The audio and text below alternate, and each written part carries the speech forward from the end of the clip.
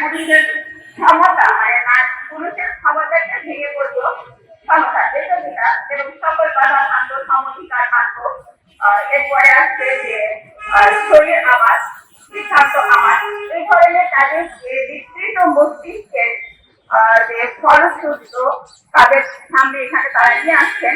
এখানে আমরা বলতে চাচ্ছি যে তারা যদি ধর্মীয় বিধিবিধান না মানে তারা যদি যৌক্তিকতার ভিত্তিতে নিতে চান তাহলে আমি বলবো আপনাদের প্রত্যেকের হাতে দুটি ডিভাইস আছে। এই ডিভাইস গুলো যে ম্যানুয়াল আছে অপারেটিং ম্যানুয়াল এটাতে না মেনে আপনারা যদি নিজেদের ইচ্ছা মতো এগুলোকে অপারেট করতে চান দেখি ভালো মতো অপারেট করতে পারবেন কিংবা প্রপারলি কাজ করবে অবশ্যই বলবে যে করবে না।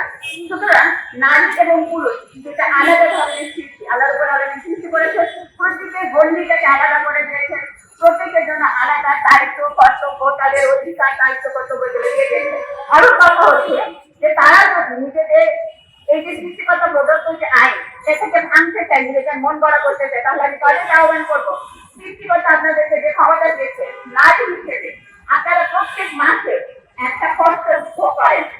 আপনার দিকে 1 মাসের জন্য করেন আপনার হাজবেন্ডকে 1 মাসের জন্য কর্তব্য করতে দেন। একটা সামনে মাসে নিজে কনসেপ্ট করেন ভালো করেন করেন আরেকটা হাজবেন্ডকে দেন।